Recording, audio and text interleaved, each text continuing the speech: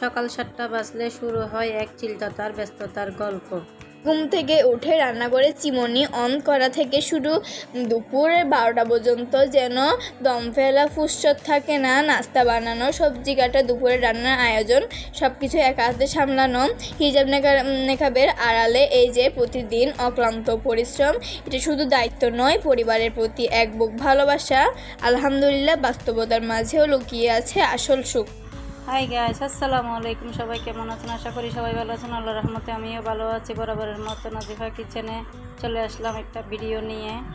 তো আশা করি সবার ভালো লাগবে ভিডিওটি দেখে। সকাল 7টা থেকে 12টা পর্যন্ত আমি যা যা সংসারের কাজ করি আপনাদের সাথে আজকে সব শেয়ার করব। সকালে ঘুম থেকে উঠে বাচ্চাদেরকে রেডি করে দিলাম, বাচ্চারা স্কুলে চলে গেল। এখন চলে আসলাম সংসারের কাজে। আমি ওয়াশিং মেশিনটা ডিপ ক্লিন করার জন্য দিয়ে দিলাম। এরপরে চলে আসলাম সামনের রুমে, বিছনাটা গুছিয়ে নিলাম সুন্দর করে গুছিয়ে নিলাম, ঝাড়ি ঝুড়ে একদম পরিষ্কার করে। তো এখন সোফাগুলো গুছিয়ে নিব সুন্দর করে, কারণ আমার পুরো ঘর এলোমেলো হয়ে আছে। বাচ্চারা স্কুলে চলে গেছে, আমি একা, ছোটো বেবি আছে বাসায়।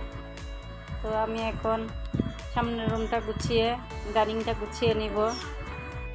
তো আমি আমার মনের মতো করে সুন্দর করে সামনের রুমটা গুছিয়ে নিলাম যতটুকু পারি। তো আমার গোছানো হয়ে গেছে বিছনাটা, এখন আমি ডাইনিংটা সুন্দর করে গুছিয়ে নিচ্ছি। সকালে বাচ্চারা নাস্তা করেছে, সব রয়ে গেছে, এখন আমি সব গুছিয়ে নিব সুন্দর করে। তো দেখুন একে একে আমি সব নিয়ে যাচ্ছি রান্নাঘরে। তো সকাল থেকে আসলে যা যা কাজ করি সংসারে একা হাতে করি, এখানে হেল্প করার মতো কেউ নেই, কারণ মেয়েরা স্কুলে চলে যায় সকালে। আমি এখন ডাইনিংটা বিছিয়ে নিচ্ছি। আমার ডাইনিংটা কেমন হয়েছে অবশ্যই কমেন্টে জানাবেন।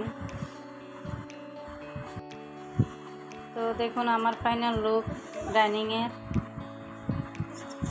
এখন চলে আসলাম মেয়েদের রুমে। মেয়েদের রুমটা সুন্দর করে গুছিয়ে নিব। মেয়েদের রুমটা একদম এলোমেলো হয়ে আছে, বাচ্চারা ঘুম থেকে উঠে স্কুলে চলে গেছে। তো এখন আমি রুমটা সুন্দর করে গুছিয়ে দিব, আমার মেয়েদের রুম। আমি এখন সোফাগুলো পরিষ্কার করে নিচ্ছি আগে, কারণ ছোট মেয়ে আছে, ও সোফার কভারগুলো সবসময় এলোমেলো করে ফেলে। তো আমি এখন ওগুলো ঠিক করে নিয়েছি, এখন বিছানাটা ঠিক করে দিচ্ছি, ধীরে ধীরে পরিষ্কার করে নিচ্ছি। দেখুন খুব আসলে একা হাতে করি, ভিডিও করতে হলে একা হাতে করি, এখানে হেল্প করার মতো কেউ নেই। স্ক্রিনে মোবাইল লাগিয়ে আমি ভিডিও করি।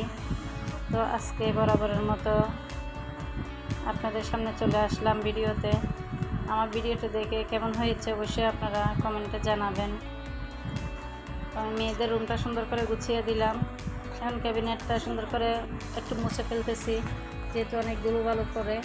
সোফাগুলো সুন্দর করে ঝেড়ে ফেললাম, এখন রুমটা ঝাড়ু দিয়ে দিচ্ছি সুন্দর করে।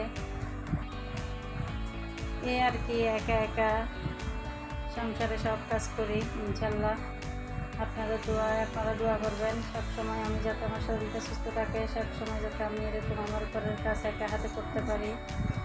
আমি এখন ওয়াশিং মেশিনে কাপড়টা ধুয়ে আবার লাগিয়ে দিলাম শুকায়। এখন রান্নাঘরে চলে আসলাম, রান্নাঘরে একেবারে এলোমেলো। তো আমি সব পরিষ্কার করে নিব, আপনাদেরকে দেখাচ্ছি। এখন কাঁঠালগুলো আমি বিচি নিয়ে কাঁঠালগুলো ফেলে দিব, কারণ মেয়েরা কাঁঠাল খাচ্ছে না। অনেক মজা ছিল কাঁঠালগুলো, কিন্তু ওরা খাচ্ছে না, সেই জন্য বিচিগুলো নিয়ে কাঁঠালটা ফেলে দিলাম। বিচিগুলো কিন্তু অনেক বড় বড় ছিল। তো আমি দেখুন কত সুন্দর করে ক্লিন করে ফেলছি রান্নাঘরটা। এটা আপনাদেরকে অবশ্যই সবাই আমাকে বেশি বেশি করে সাপোর্ট করবেন, আমি যাতে ইনশাল্লাহ আরও এগিয়ে যেতে পারি।